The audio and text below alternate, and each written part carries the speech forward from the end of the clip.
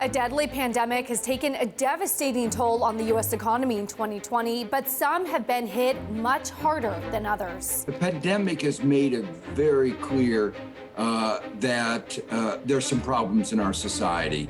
Wall Street has enjoyed a rapid rebound, while on many stretches of Main Street, the outlook remains grim. I think it's going to take a while before we see the resurgence of values and the desire to be back in the urban core. And in a year when calls for racial justice have swept across the world, communities of color are insisting on economic equity as well. We're telling young black people that you have the opportunity to rebuild on top of rubble, have a strong foundation. We have to spread the wealth. We have to include more of the population.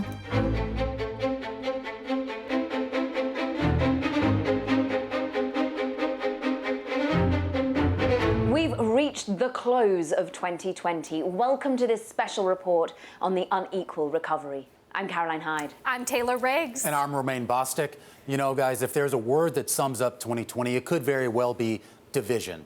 Political division, social division, and not least of all, economic division. And we're going to examine all of those divides in this program through the eyes of guests who joined us on Bloomberg television during the course of the year. And we won't just rehash the problem. We'll hear from executives, from experts, and from activists who are all working on solutions, trying to rebuild the foundations of the U.S. economy so that the recovery will be more solid for all. All right, let's start at the intersection of social and economic justice, looking at racial disparities in finance. The pandemic has exposed decades of underinvestment in black communities, and that begins with a shortage of black-owned banks. All the black-owned banks in the U.S. combined have just a fraction of the assets of the country's biggest lenders. JP Chase, for example, has more than 150 branches that are bigger than all of One United. That's the nation's largest black-owned bank. Now, Michael Render, of course, you know him as the Grammy-winning rapper Killer Mike of Run the Jewels. He's working to address this imbalance. He launched Greenwood Financial this year, a digital bank designed to serve Black and Latinx customers. He told us why he named it after the black community in Tulsa, Oklahoma, destroyed in a 1921 race massacre. We named it Greenwood because people need to stop living, people can stop living in past trauma.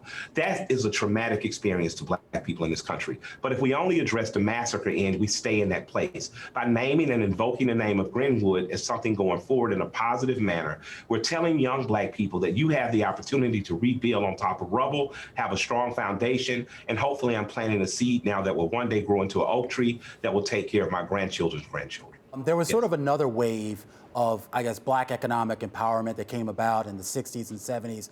That kind of petered out, not because of physical destruction, but more because you had large corporations that became a little bit more inclusive than what they had been in the past. So now I could go to what is now Bank of America or JP Morgan and get a loan in a way that I couldn't have done in the 50s or the 40s. How now is this new movement going to sort of thrive in that environment when I still, as a black person, have plenty of options to choose from? Well, let's just say that it didn't just skip from Greenwood to financial prosperity of corporations opening up in the 60s and 70s. We endured 80 years of Jim Crow, redlining, American soldiers that came home that couldn't get the GI Bill. And every step of the way of black Americans and Americans who are on the side of good have fought against that. Black banks, a 95-year bank in Atlanta called Citizens Trust, came out of that and was born out of that. That bank underwrote many houses in the neighborhood I grew up in, a neighborhood called the Collier Heights. It's a nationally registered historic neighborhood. It was gentrified by black people for black people. So every step of the way, I just want to let black people know you have found a way to do it. And Greenwood is another way to do it. And in an era where the four largest banks are denying you loans at about 21% compared to 8% for white people, at a time where many large banks have proven themselves to be untrustworthy, like Wells Fargo was a few years ago, skimming off millions and millions of accounts, you need a name that is going to be able to be trustworthy and one that is set in motion to seeing you accumulate wealth and be the first, second, or third generation that has wealth in your family if you're Black, Latino, disenfranchised in any way. Greenwood is that. As we grow, banking is coming right into our telephones. My 13-year-old banks through her phone.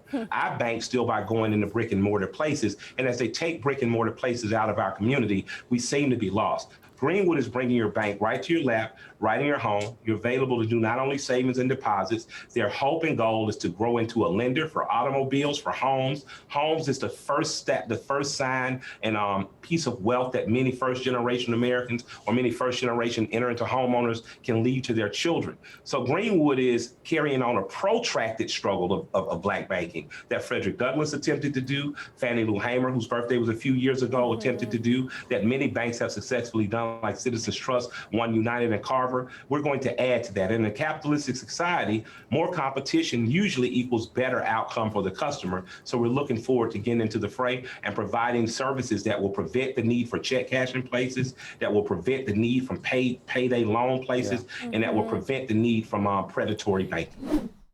In a year of racial reckoning around the world, Chandron Thomas has eloquently called out systemic racism at the highest levels of business and finance. The CEO of Northern Trust Asset Management published an open letter to corporate America, challenging companies to recognize and combat discrimination. He explained why he chose this moment to tell his own story and demand action. We have this powerful moment, but we have to transition it into a movement. And so I'm, like they say, a prisoner of hope. So I have to balance my optimism of what can be with my pragmatism of knowing the realities of how much work that we need to do. But the fact that we are having the dialogue in a way that we haven't had before sows the seeds for us to begin to listen. And I really want to stress that point because I think right now we're only truly beginning to hear. How do you respond to those people who say we should just be focused on running our businesses, generating profits, generating revenue growth, and not worrying about some of these social issues? People on all sides have been forced in different ways to suppress this conversation, particularly if you're a Black person, and oftentimes the target of the issues of racial discrimination or racism. You know, it's the quiet pain that you deal with. And at the extreme, it's almost being complicit in what goes on. I think there are many of my majority counterparts who I've been able to engage with even more recently who actually care about the issue, but we never gave, sort of life to it in very real and substantive and high candor ways in organizations. And so until we can do that, we can't really understand the issues that we're trying to address and the problems that we're trying to solve. And then we can't move forward in a way that gives us truly the most inclusive cultures that we want to have in our organizations. And we know that that leads to better performance, but it also leads to better personal experiences. Yeah, what are some of those specifics that you can raise within the company that help not only society, but the company as well?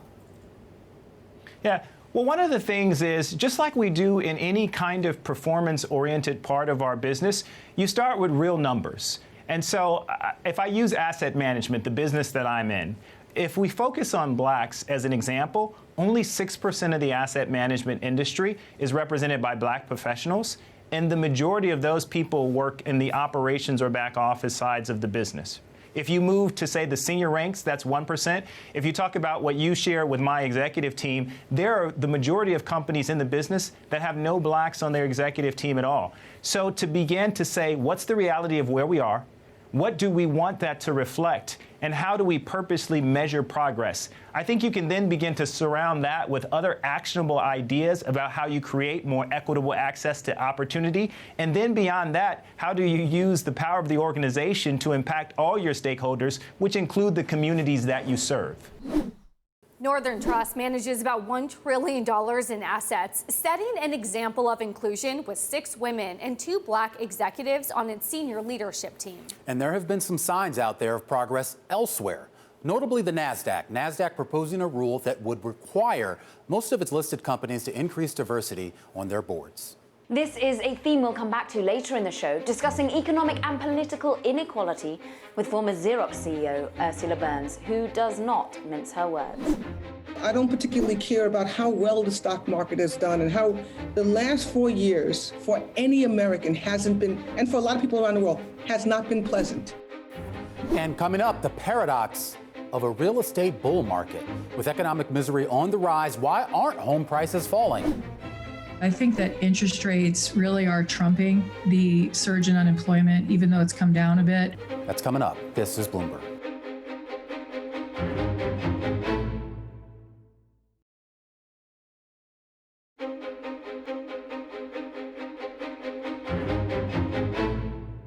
Welcome back to this Bloomberg special report, The Unequal Recovery. I'm Taylor Riggs. I'm Romaine Bostick.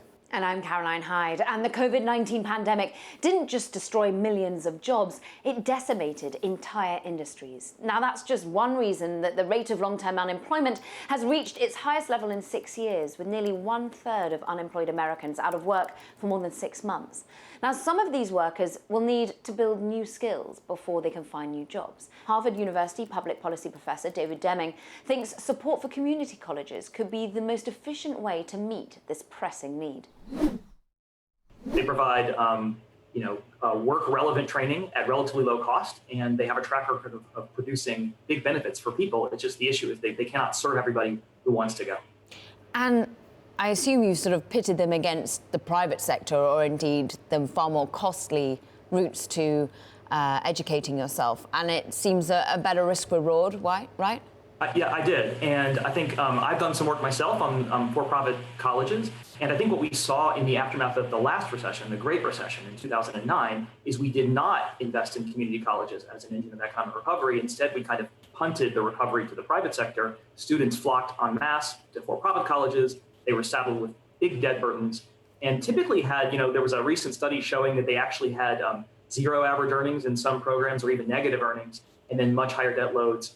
Almost a quarter of all loan defaults in the aftermath of the Great Recession were caused by the for-profit sector alone. So I think what you see is really what happens when the public sector community colleges, for funding reasons, don't have the capabilities to fill this job retraining space. I think this is a real opportunity this time to not make the mistakes we made in the last recession. We've been down this road before. This is a good idea, and I think most people think it's a good idea, but the politics here in this country right now don't necessarily seem to favor pushing public money and public resources towards something like this. Is there a strategy out there where you think that you could sort of convince whoever's in charge here, whether it's the White House or Congress or whoever would need to do it, that this is something that would be viable? Yeah, it's a great question, Romaine. I think the answer is yes. If you look at surveys of how people view different educational institutions, they typically have much fonder views of local institutions than kind of the idea of colleges all across the country, and actually much fonder views of community colleges compared to four-year colleges. They're local, they serve regional workforce needs, people know friends of theirs, colleagues, acquaintances who have gone to the community college, they're responsive to employers and to local needs. And so I think really this is the place where we can reach some bipartisan agreement about how to move forward, because everybody knows we need to get America back to work. And we need kind of a focal point in each community that's locally responsive to do that. And I think community colleges are the place to do that. And so I do think actually one could imagine building some political consensus for treating community colleges as engines of the economic recovery. Now let's turn to another indicator of the unequal recovery, the bifurcation in the housing market. U.S. home prices surging 3.1% in the third quarter of 2020. That's the most on record despite high unemployment and a slowing economic recovery. We got insight from Zelman & Associates CEO Ivy Zelman. I think that interest rates really are trumping the surge in unemployment, even though it's come down a bit. And I think about the 161 million people that are in our labor force, not including even retirees. Let's just say, if you want to say that 15 to 20% of the population of labor force is today out of work or furloughed, you still have all these people that are currently working. And I think the big sea change is remote work. I think today 6 to 7%, pre-pandemic, I should say, households worked remotely. And what you have right now is the flexibility being afforded to employees where they can maybe come to work only once or twice a week into the cities where they typically commuted, allowing them to buy further out. We're seeing tremendous surge in second home buying. I think it's the strongest we've seen in second home buying in more than a decade, even during the boom period, as people are looking for destinations for their families that might not want to leave cities permanently, but are looking for that space and that getaway to be, unfortunately, they have to be stuck in their home. So there's tremendous tailwind from the overall sea change from remote work. I think the housing market will start to see relative slowing if we have something that returns to normalcy through a vaccination. Because housing is center stage right now, but will housing be still center stage? Still could be fundamentally strong, but you start to think about consumers right now, they're spending everything on their home, they're not traveling, they're not going to dinner, they're staying home, they're not thinking about at this point getting on the road and going and staying at various hotels. So I think that entertainment, sports, all those things are going to come back, and that will take the focus off our homes, and second homes will be included in there. The widening gap between real estate and the real economy becomes even more dramatic when you look region by region. Home prices are still soaring in some areas that have been hit hardest by the pandemic. But CoreLogic chief economist Frank Nothaft warns that this paradox may not last long. There are certain communities where the unemployment rate is going to remain elevated for a protracted period of time, and that's going to then add to the weakness in home prices going forward. We're going to see that the inventory of homes for sale is going to be a way up compared to what it was here in 2020. Some of that's coming from maybe distressed sales that are coming onto the marketplace in those communities where the local economy is weak. But some of that additional supply is coming from prospective home sellers who postponed listing their home here in 2020 because of the pandemic, but come around to listing it in 2021. Hopefully by then, we've got a vaccine or we're post-pandemic. And so they'll put their home on the market at that time. And that's going to increase the inventory offered in the market. There's also a lot of talk, of course, about the demise of some of the larger urban areas like New York City, where I'm sitting, and potentially San Francisco and others.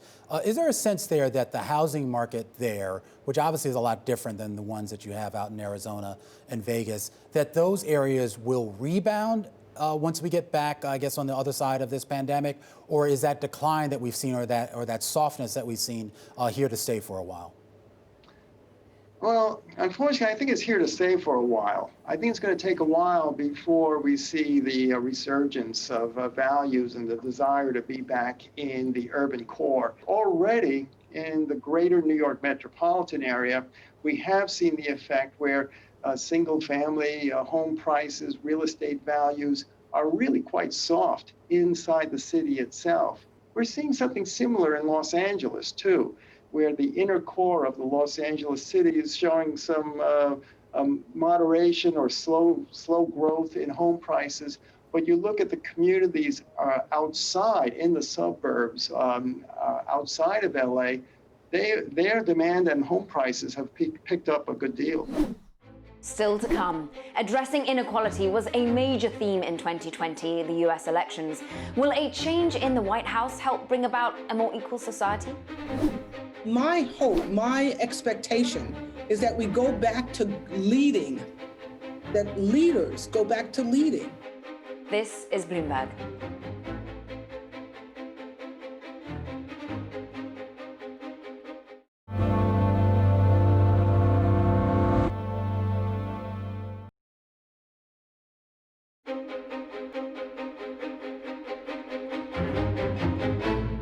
Welcome back to this Bloomberg special report, The Unequal Recovery. I'm Romaine Bostick. I'm Caroline Hyde. And I'm Taylor Riggs. And so far in this program, we've examined how the COVID-19 pandemic has revealed structural inequalities in the U.S. economy and society. We've heard from analysts and activists who are studying these gaps and working to close them. In 2020, political organizers worked to create change by mobilizing voters of color. And we spoke with several of them about the stakes of the election. Black folks are facing multiple pandemics in some ways, where our communities continue to be over-policed and we continue to be over-incarcerated.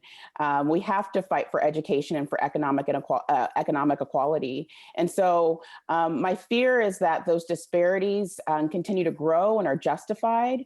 And my hope is that whoever is elected has a vision and actually cares about Black people. I believe we're looking to see that the economic packages, right? The economic concerns that so many have, particularly Black communities who are acutely impacted by the downturn as a result of the pandemic, but even preceding the pandemic, have been hit hard by the way that our system is designed. We're looking for substantive changes. Shortly after Election Day, with the presidential race still not decided, we spoke with Ursula Burns. Now, she's the former Xerox CEO, now senior advisor at Teneo, and sits on the board of Uber, Exxon, Nestle, among other companies. Now, she's also a driving force behind the Board Diversity Action Alliance. It's a group guiding corporate America to put more black executives on boards. Here's how well she's feeling about the next 4 years with the prospect of a divided US government. Divided Congress or not, corporate America's mission and requirements are the same. And that is that corporate America has to devise a plan to be a more inclusive set of organizations. We have to spread the wealth. We have to include more of the population, more of the people in the creation of the company's present and future. That means disabled people, people of color, women, gay and lesbian people, all have to be able to participate in building the great companies that today are largely led and governed by white men. You moved to London after the last presidential election. How do you feel about America? Leave out corporate America, about America. And I am. People would always ask me if I'm an optimist or a pessimist, and I've been thinking about this in my life, and I think that I'm intellectually optimistic, but I'm an emotionally pessimistic person. That's the best way I can describe it. And I think right now, I am hopeful that we are on a track that will start to bring us together versus tear us apart. The last 4 years, I don't particularly care about how well the stock market has done and how the last 4 years for any American hasn't been, and for a lot of people around the world, has not been pleasant. I cannot believe that we're sitting here going, yes, we want a repeat of the last 4 years for the next 4 years. We don't want that.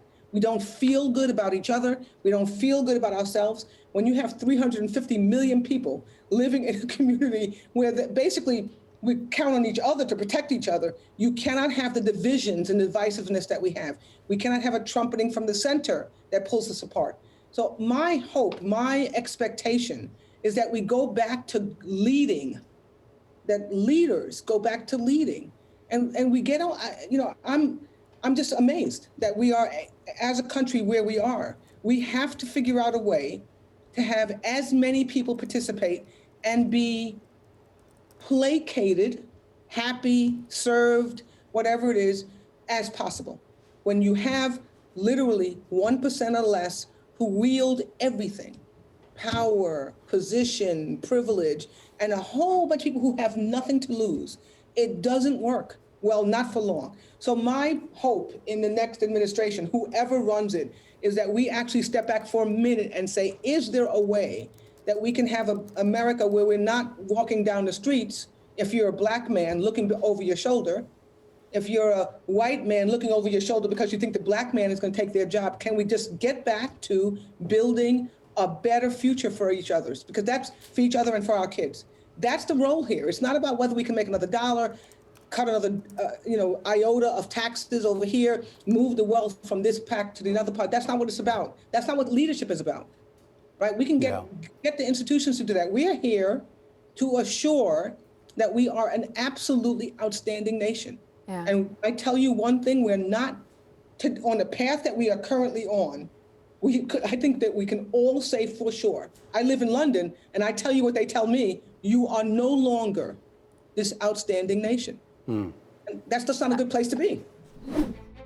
That wraps up our special report on the unequal recovery. We'll continue our regular coverage of this critical topic on Bloomberg Markets The Close. We hope you'll join us every weekday afternoon. I'm Caroline Hyde. I'm Romaine Bostick. And I'm Taylor Riggs. Thank you for joining us. This is Bloomberg.